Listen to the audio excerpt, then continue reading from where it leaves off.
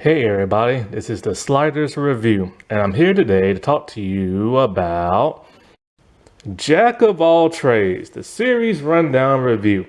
This show lasted for 2 seasons. It came out in January of 2000. I was probably like in the 11th grade at that time. Oh, no, wait. It probably was. I don't know. Anyway, I was either a senior or I was a junior in high school. But probably a junior. But then it ended in December of 2000. Yes, the show only lasted for 2 seasons, which was quite a bummer because I really enjoyed this show. Now, it's never been revealed why it got canceled. I can only think of two reasons. I'll talk about that a little bit later. But many people have never heard of this show. And if they have, they've either forgotten about it, didn't like it, or loved it like I do. So, this show ran in syndication, and basically it's a Zorro knockoff and everything. But it was a fun show, just like Zorro and stuff like that, you know? And it stars that of himself, the legend, Bruce Campbell. Yes, this was like probably the third time I've ever seen Bruce Campbell. First time, Briscoe County Jr., then of course when he was on Hercules and Xena, and then now this. So, here's the thing about this show.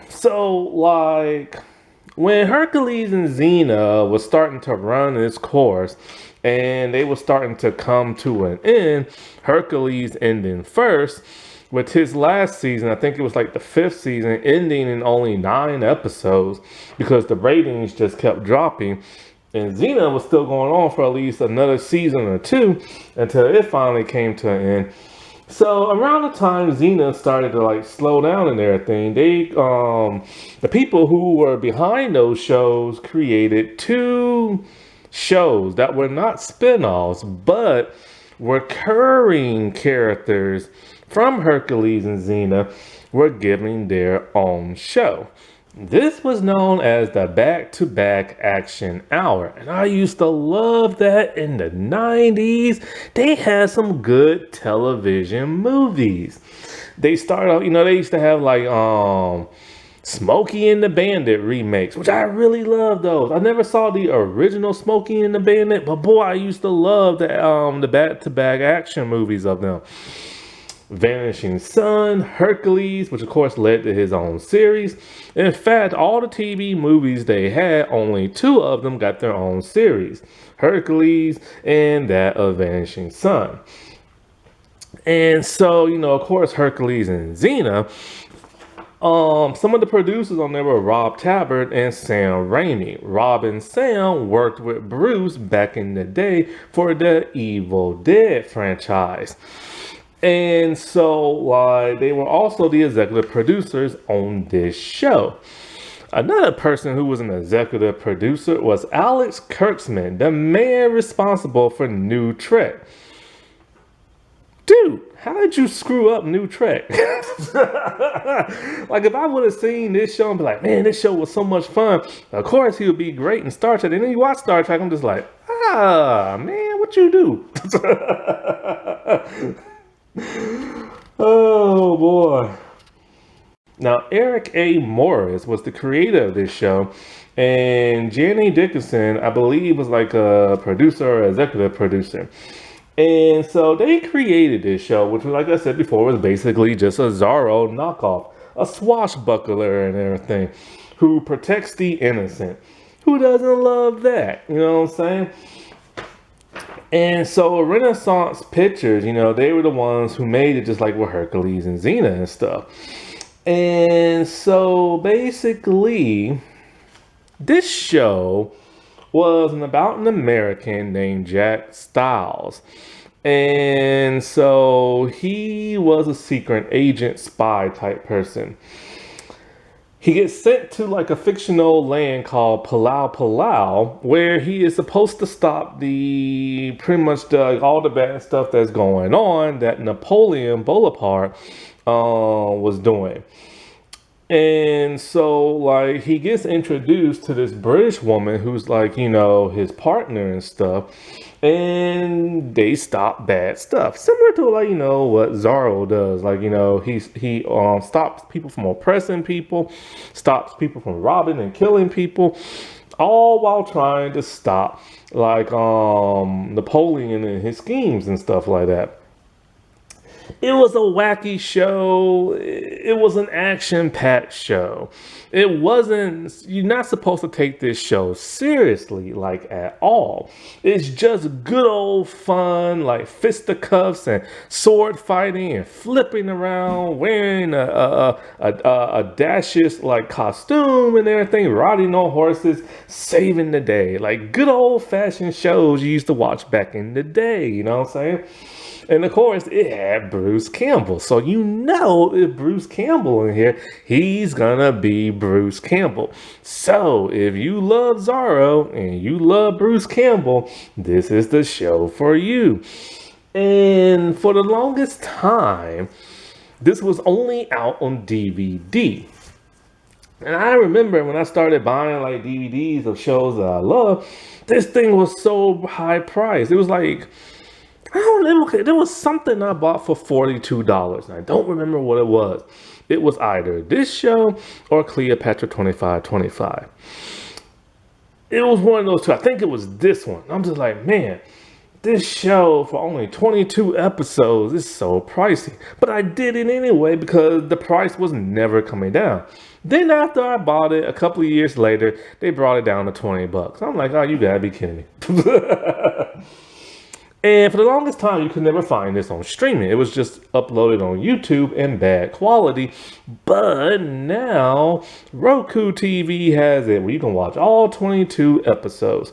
So, I'm getting a little off track here. The back-to-back action like hour was comprised of this show, Jack of All Trades, and Cleopatra 2525. Now, I've already reviewed Cleopatra 2525 years ago. Go watch that. And so, like I said before, it was recurring characters who were popular on Xena and Hercules that got their own show. This show is about a swashbuckler, and Cleopatra 2525 is basically the Matrix, but you don't jack into a computer. It's basically the machines take over the world. Humans go underground. There's lots of action and a lot of cool stuff. So it was a Matrix knockoff. This is when they were just starting to knock off movies left and right, man, I swear. And so Jack of All Trades ended very short. It ended halfway through its second season and everything. See, the first season was 14 episodes and the second was only 8. And lasting for a total of 22. So once it got canceled, its extra runtime went to Cleopatra 2525, making it a full-length hour show. Because originally, both these two shows were half hour. That is very shocking because a show like these, you would expect to be like an hour and everything. But for 22 minutes, that was unheard of. Now, Wikipedia states that these were the first like live action shows to be like 22 minutes. That is wrong. There have been other shows like that. There was Power Rangers, VR Troopers, Mr. Knights of Tyrannog, all owned by Saban and Fox Kids, teen kid shows. But then there was Young Hercules, the spin-off of Hercules, The Legendary Journeys. But once again, that was Fox Kids and stuff like that. So I guess this would be like an adult show for 22 minutes and stuff like that. And you know what?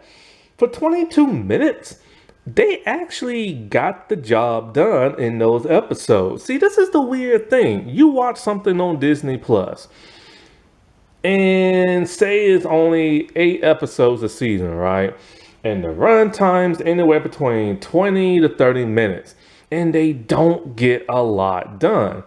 Back back in the day, man, with these two shows, they got straight to the freaking point.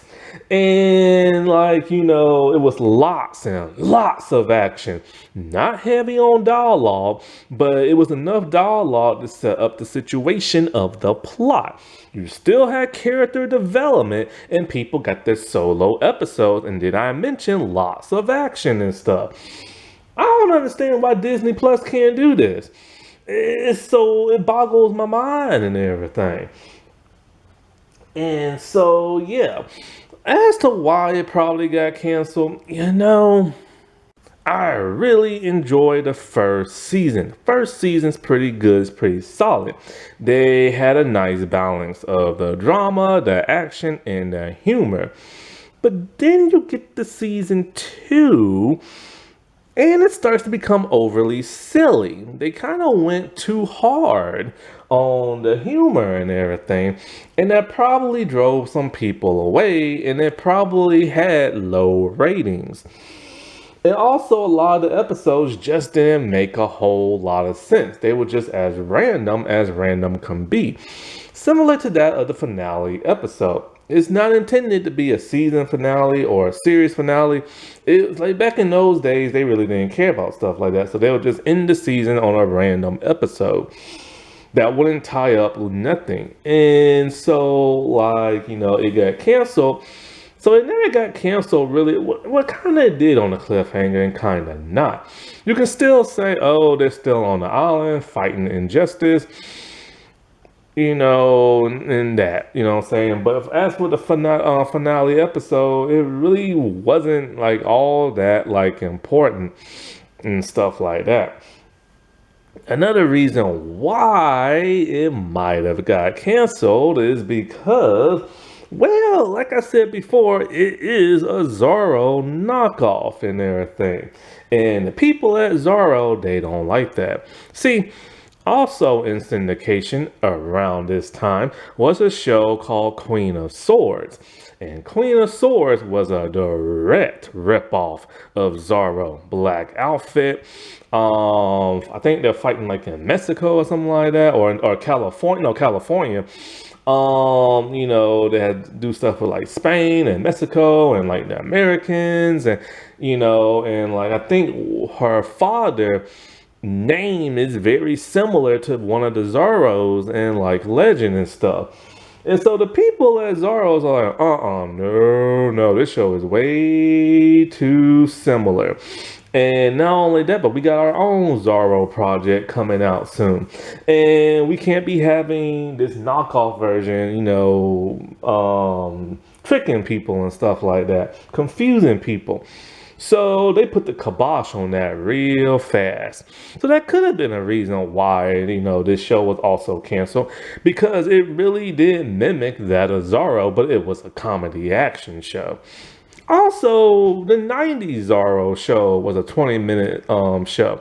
So this show wasn't the first to like make it 20 minutes and stuff. But yeah, it's just like by the second season, things just got wacky, like the bondage episode. No, that's not blackface. That's literally one of those bondage type masks. And it was just kind of like, okay, I get it. Y'all wanted to go like for funny, but it was just kind of too out there. You know what I'm saying? Now the intro, I love the intro. I love shows back in the day that had a good intro. And this show had one of the best intros I ever seen.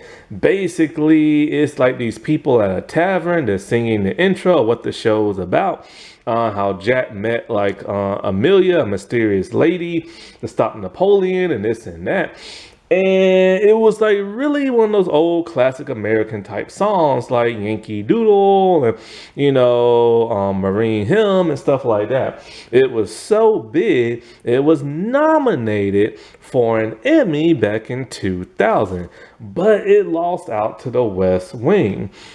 Now, like I said before, the action and the blend of humor was great. The action was superb, what you would expect from like a Hercules and Xena show. Lots of punching, but no martial arts. Thank God for that, because, as cool as the martial arts was for Hercules and Xena, it really should have just stayed there. If they would have done it with this, it would have been kind of awkward because, people around, like, even back in the Hercules and Xena days, the Greek and Roman days and stuff, people wasn't known for doing martial arts. But then you would have seen a show like this doing martial arts, you'd be kind of like, huh? But, Cleopatra 25 had martial arts. But they still had lots of, like, punching, tons of sword fighting, and, of course, flips. The wild, crazy flips that Hercules and Xena have, but not the super heroic flips they had. This was more grounded and stuff, kind of like what Zorro would do. And as for the humor, boy, if it's going to be Bruce Campbell, it's going to be filthy. But of course, they couldn't get too filthy with it because it's not rated R. It was like, what was it, like PG-13 or some crap like that? Whatever TV show rankings were around that time.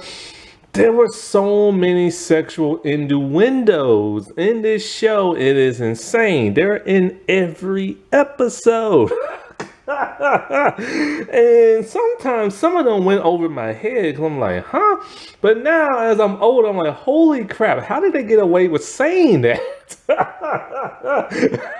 Like, it is just like nuts and stuff. And I do wish, it was more dramatic. Like, I wish it could have lasted for like a 40 something hour long show where there was like more drama, bigger storytelling, bigger stakes and everything like that. But sadly, it just wasn't. Now, it was episodic, so that was the fun nature of it. And I do miss episodic television, but it still had the overall narrative of, these two spies stopping that of, like, Napoleon and everything. But this show was also kind of like a steampunk type show. It had that kind of old school technology, but in a modern day sense, because one of the main characters on the show was the one always creating stuff: knockout gas, an air balloon, a submarine, what is it, one of those, like, water helmet things you go on to, like, sea with and everything. And it's just kind of like, you kind of look at it and you kind of like, wait, what? But that was the fun of the show, you know what I'm saying?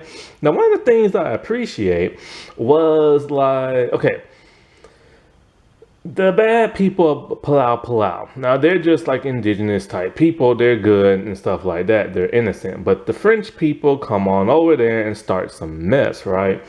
And so I was happy to hear non-French actors speak with a fake French accent. That was refreshing because every time I watch a period piece, and I love my period pieces and stuff, whenever I watch one about, like, what is it, like Queen Catherine of France and everything, whether it's like the Serpent Queen or Reign or something like that, they always talk with a British accent. I'm like, these people are supposed to be French, speak with a French accent. But here they actually try. It's terrible, but at least they talking with the French accent and everything, instead of making everybody think that French people are British and stuff. So I really, really do appreciate that. Now, it's a shame that the second season did get a bit wacky in the head and stuff, because it kind of went, like, just too silly, where episodes just kind of didn't really make that much sense. Kind of like the Queen Catherine of Russia, Catherine the Great. Somebody stole her horse. I think they put in a submarine underwater. I think Blackbeard is there, and they make references to, like, her banging a horse, which is completely false. I told you that before when reviewing the Great Show, and it was just like a wacky episode. You know what I'm saying? Now, this show had a lot of famous recurring Hercules and Xena actors and stuff. The actor who played Aeolus, Michael Hurst, he played a fictional version of, like, the nephew of Leonardo da Vinci, called Nardo da Vinci. And Danielle Cormack, who's very famous in New Zealand, she played Catherine the Great. But there are other, famous people from history that ended up in this show, even before the time of this show started. Because the time period of this show is the, early 19th century, 1801 to be precise. And so, you would have people like Blackbeard the Pirate, Catherine the Great, Thomas Jefferson, Benjamin Franklin, Lewis and Clark, Sacagawea. Boy, I swear to God. King George, I forget which one, I think the third or something like that. Who else? I can't remember really. I think everybody else was just made up and stuff. And it was just one of those things where you just kind of man, they wasn't even around during that time. And of course they will always be put in silly episodes and stuff. Now, the characters of this show, there was actually only 4 main characters. Bruce Campbell, the legend himself, played Jack Styles, and his alter ego when he put on his superhero costume was the Daring Dragoon. Basically, the Daring Dragoon costume is just like a Zorro type costume.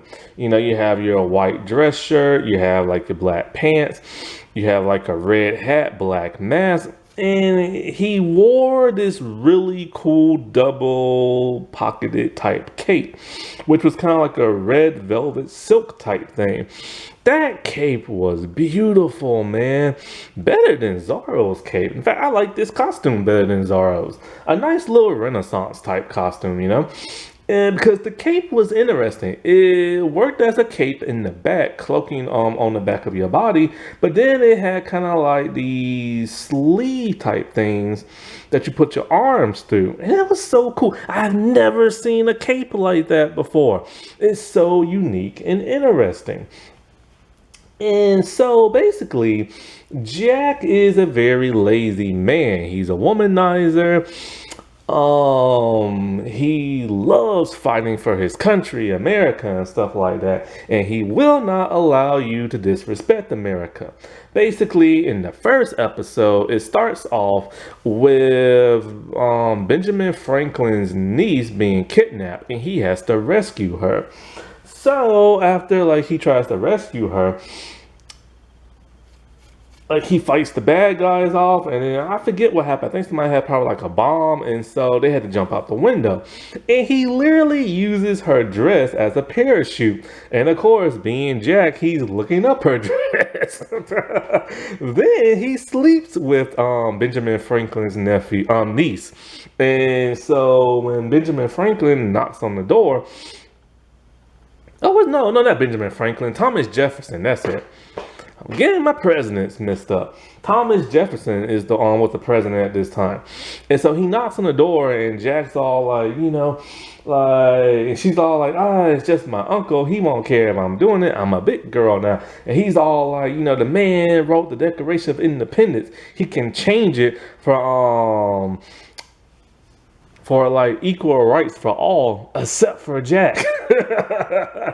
And so Thomas knows that something's going on, and he's letting Jack know, hey man, I got a mission for you. You're going to the island of Pulau-Pulau, and you're there to spy on the governor. The governor is the brother of Napoleon, a made up character. And to pack your bags, because you're heading on off there right now. And if you touch my niece, he said he'll use somebody. I think it's Benjamin Franklin's axe to chop down his cherry tree. Okay, whoever chopped down a cherry tree back in the day, use that axe. And he's talking about, his manly parts as the cherry tree. And so, when the dude leaves, Jack's all well, good thing I don't own a cherry tree, and goes back to the niece. So anyway, he heads to Pulau-Pulau, and there he meets his contact, Amelia Rothschild. And so Amelia is like supposed to be like this British woman, but she's played by like a New Zealand actress. And I actually thought she might have been British or something like that. I'm like, wow, that's a really good accent. And so like, she don't like him because he's arrogant, rude, a pompous jerk, and like a womanizer, and he thinks she's snooty and British. And he talking about like you need to thank me, being all this other stuff, and because my people helped your country out, and blah blah blah blah blah and stuff like that. And so basically, it's just their job to like spy on stuff. And so when they're in the governor's like mansion or whatever, he sneaks around and he sees some playing cards with naked women on there. So he starts playing with them and stuff. And so she finds him in there, like, you have to get out now before, like, they catch us and stuff. And then here comes the guards banging on the door. Who's in there? So he's like, crap, dude. So he don't know what to do. And then before they came there, he saw like a kid playing with a doll, the daring dragoon. So he gets a clever idea. He takes like, the curtain from like the window. He uses it as a cape. He asks her, hey, what color is your underwear? Which she gets offended and she slaps him. But he's all like, no, I need it and stuff like that. So she slaps him again. But he's using her black underwear as a black mask. And so he pretends to hold her hostage as like, he scurries on out of there. And so because of this, the guards are now on alert for a man dressed as a local hero folklore and everything. This gives him a brilliant idea of, hey, by like, I can pretend to be Jack Styles here and there, but when I have to do like the spy stuff, I can do it at the Daring Dragoon. She don't like that. And she's writing his letter of resignation for him to send him back to America. So she's gonna go and she has to get some type of like paper document from that of the governor, and it's gonna be placed on a boat heading to like France and stuff. So she goes on her own, and so he decides, what, I'm gonna help out anyway. So at some point in time between commercials, he creates his own actual lavish looking costume and everything. And he just starts beating up the bad guys left and right. And it was an awesome fight. So afterwards, she realized, what? He came in handy, and so did his alter hero and everything. So she decided, she's not going to write that letter and send it back to his superiors, which he intercepted the letter and already ripped it up. And so basically, this is just what he does, you know what I'm saying? He acts like all lazy and goofy and comedic, and he gets on her nerves all the time. And when it's time to beat up the bad guys and everything, he dresses like the Daring Dragoon. He never kills nobody, which I'm very shocked and surprised they didn't do that. On Xena, they killed. On Cleopatra 25, they killed. No, Hercules didn't really kill nobody, unless it was like a monster. But here, Jack is like a true hero. He doesn't take nobody's life. And so when it comes to him and Amelia, it's the whole will they, won't they thing, because she is his love interest. They never get together, but they do start to have like really strong feelings for each other. But Jack isn't just a womanizer. He actually does care for women, like Kentucky Sue. I've already reviewed this episode, and it's where he was given orders to kill his like girlfriend and stuff because America thought she was a turncoat and everything. And so he didn't believe that, and instead he just didn't follow through with his mission. And so years later she tracked him down and tried to kill him in Pulau-Pulau, only for him to pretend like he's in love with her, want to marry her and this and that. But then when she thinks him and Amelia are together, she goes crazy and tries to kill him, only for him to tell her why he left her and stuff. Now, the funniest thing about the entirety of the show is how people can never figure out Jack was the Daring Dragoon. Think about it. The people of Pulau-Pulau consist of one British woman, a bunch of French people and whatever race the Pulau-Pulau people are, which most of the people there have like tannish brown skin. And, they're in the East Indies and stuff. But yet, Jack is the only white American man there who speaks with an American accent. And the Daring Dragoon speaks with an American accent. And it's like not one person could figure that out. That's the one thing I just always thought was like the craziest thing about the show. Now, the first thing I ever saw Bruce Campbell in was Briscoe County Jr. And I loved that show. But it got canceled after one season. And I'm like, man, that sucked. And then, of course, he played Autolycus, the King of Thieves on Hercules and Xena. And of course, everybody knows him as Ash from the Evil Dead franchise, which he said he's done with. Like, he's no longer going to play Ash.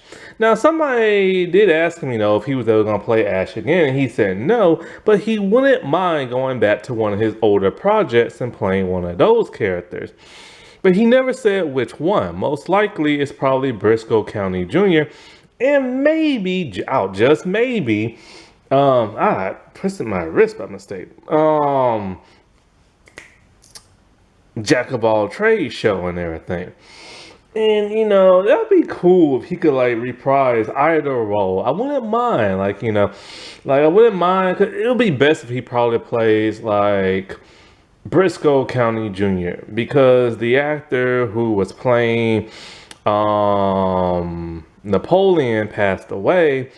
And also, this next actress, she's going to have to come out of retirement. Amelia Rushchild is played by Angela Dotchin. Now, I remember her from both Hercules Xena and Young Hercules. In fact, she's actually played in a couple of episodes with Bruce Campbell when she was on Hercules and Xena. In Hercules, she played that of Bruce's estranged ex-wife, who is also a thief. And in Xena, she played a completely different character to that of Bruce Campbell's character Autolycus when they was trapped on like that boat that sunk underground. Oh, that was a good episode. And then I saw her in Young Hercules where, she had a very big role as like the bartender and this other person. And so when I heard her speaking with a British accent, I was like, what? And I really did think she was British. But no, she's actually was born in New Zealand, but she's of Welsh descent. And so like her character is like this very lovely, very intelligent woman and stuff, who wears all these Victorian type dresses. And so she's, like I said before, she is highly intelligent to the point where like she creates like so much stuff. She creates like an alarm system, knockout gas, that water tank helmet thing I told you about. Something else, all kind of like, a love potion and stuff. So she's like, the inventor of the group. And she's also super rich. And she's always having like all these contacts and everything, contact her, giving her information so she can stop like what's going on, because she doesn't want the French to win. Now, it's revealed in the first episode that she used to be married, but her husband was killed. I think because of the people, the French guards that was living there. And so we don't know much about her marriage other than that.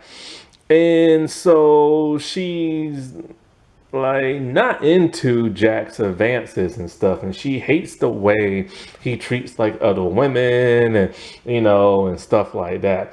Now it turns out that her father is a legendary spy, and he doesn't treat her very fairly. He doesn't treat her like an equal because she's a woman and everything. And he has a nickname for her, Fufu. And so, like, it really just like irritates her and pisses her off, and one reason why she does what she does now. When she goes out into the field, she wears like this black outfit with the veil around her head, but she never covers up her face. And somehow she's always turning her back really fast, nobody can see her face. And it was shown that she's not much of a fighter because Jack always has to save her. But then in one special episode that I reviewed, I think back in March, when the governor left and Jack had to pretend to be the governor for like the inspection and everything, she dressed up as the Daring Dragoon to take over his place and stuff in a very female inspired type outfit. They always create these outfits like really fast, they do. And it's revealed she can actually fight with a sword. She's pretty tough. She can shoot a crossbow and everything. And she can like swing from places, like all kind of stuff. And it's kind of like, man, it's too bad she couldn't like be his sidekick in the field, because that would be like really cool, you know? Now, even though she doesn't like romantically like Jack in the beginning, halfway through the series, she starts to like have feelings for him. Because, you know, she realizes, you know, besides all the arrogance and misogyny and everything, he's a very brave and tough individual, and she likes that and stuff. But for the most part, nothing ever really happens between those two, other than them just like liking each other. In the finale, I forget what happened. I think she gets kidnapped by these Indian Arabic type people. And she gets taken to their faraway land so she can be a potential bride, because the Sultan, man, he has like many brides and stuff. So Jack has to go over there and rescue her. And it's just kind of like, you know, it's an interesting episode, but it's a very odd episode at the same time for it to be the series finale. I remember there was one episode where like Amelia lost her memory and she started acting so wildly out of character and stuff, which made for a very hilarious episode for Angela to sink her teeth into. I remember one time there was this episode, I think I talked about it before, where Amelia like created this like love potion, and it basically caused her to fall in love with Jack and him back with her, and he had to resist, but she literally couldn't. And she was just acting so out of control and stuff like that.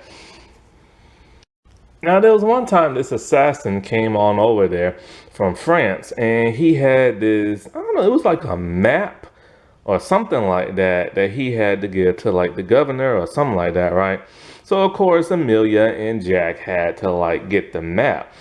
Well, the problem is this assassin spy type dude, he had the map, I guess, tattooed on his lower regions.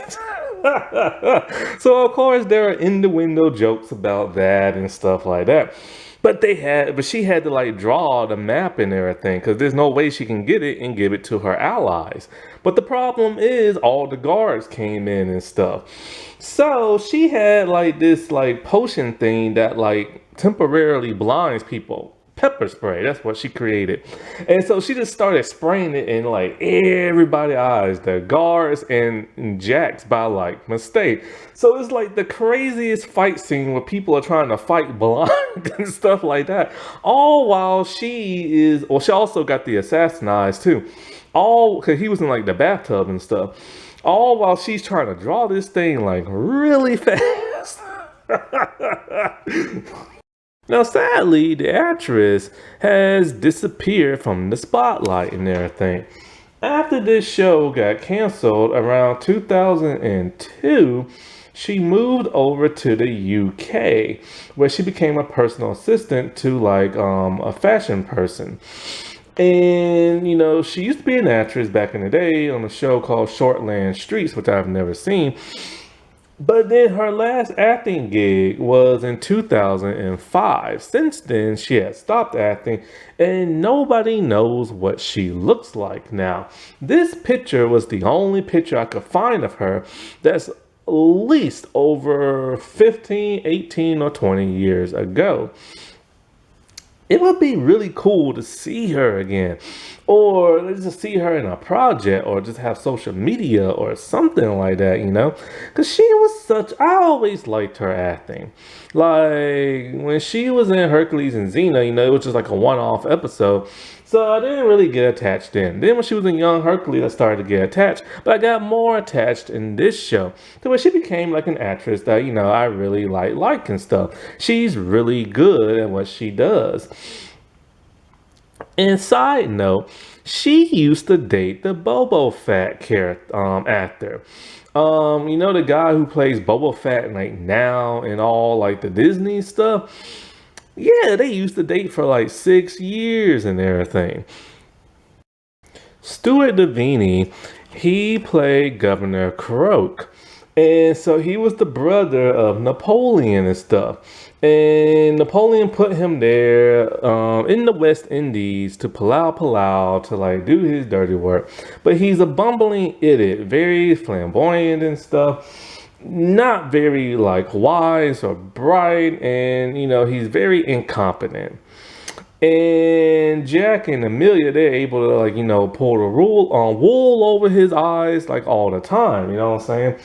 And I remember this dude from the Hercules series. He played an evil god from a faraway land. I forget which one. I think it might have been like a Celtic god or Druid. He was a Druid god or something like that. And he was like really evil and stuff. And that when you remember Hercules, Aeolus died and he went to like Ireland or something like that. He was one of those evil gods. And I remember him from that. And I also remember him from, what is it? Legend of the Seeker. He still acts to this day. And he has a wife, but his wife's not really interested in him. But she likes the Daring Dragoon. So he pretends to like dress up at the Daring Dragoon and get his mojo on and stuff. I think I reviewed that episode one time. And even though like he's married, he's always like complimenting Amelia and everything and stuff like that. Now there was one episode where he actually took charge. It was the one where he was framing the Daring Dragoon by having Burgard, his number one soldier, like desecrate people's grave sites and stuff. So the people thought the Daring Dragoon did that. So Amelia and that of Jack, they pretended they was gonna sneak out and figure out who's doing it. So Amelia decided to take a sleeping potion that made her look like she was dead so that she could be put in the mausoleum. And so Jack can like jump out and get the bad guy, stuff like that. Well, he decides he's gonna jump in the casket with her and stuff, and he didn't want her to go alone. But it turns out that Croak decided Amelia is too precious, so he's going to have her cremated. So they're literally about to be roasted. He wakes her up, they bust on out of there. They fight Burgard and everything. And it was one where Croak actually picked up a sword and was getting ready to fight the Daring Dragoon himself. I was shocked and surprised. I'm glad they gave him a backbone. Now his brother is constantly picking on him and stuff. Stephen Palps, he plays that of Captain Burgard. He's the number one soldier to that of Croak. Basically, he's arrogant, he's rude, he's a little evil. He hates the Daring Dragoon and he hates Jack as well, but he likes Amelia. He'll do anything Croak will ask of him. Now, I remember this actor, like he's actually played in a lot of American shows that are filmed in New Zealand. Shows like Hercules, Xena, and various Power Ranger shows. He was also on Legend of the Seeker. He doesn't appear to act that much no more. I think his last gig was like 2010. And may he rest in peace, Vern Troyer, who played Napoleon himself. And I was very shocked to see Mini-Me in this. I'm like, oh, okay, yeah, they're always saying Napoleon was short, so they gotta do a dwarfism. Now, Napoleon was never really short. He was actually average height. I don't know why they kept saying he was short for. So he's mostly just there for comedic relief, but he also is very villainous. The dude is straight up evil. But of course, he's there for comedic relief. So he's there to hit on Amelia, sexual innuendos, whine whenever he doesn't get his way, like whenever he tries to destroy something and they ruin his plans. But the dude always is like, very, very smart, coming up with ideas to screw this person over or this country over. And Amelia and Jack always stop him. Now, there used to be a little foul-mouthed, very innuendo-ish type parrot. And the parrot was an American parrot that, would be like a spy for Jack and Amelia and give them intel about what's going on in France. And his name was John Claude. But John Claude was voiced by a legendary American singer, Shep Woolley and everything. And he sadly passed away in 2003. So this show is one of those forgotten, hidden, missed like treasures and stuff. It's just a really fun show. You don't take it seriously. Just don't. Because if you do, then you're gonna ruin it and stuff like that for yourself. But it's one of these shows you just have to watch. At least the first episode, just to see how fun television used to be back in the day and stuff. But this was just such a good, fun show, man. This was a show I used to record on the VHS days, man. Those were the good days, man. Those were the good days. And I love syndicated television back in the day. You could find some really good programs on syndication. Alrighty, well, I'll talk to y'all later. Bye.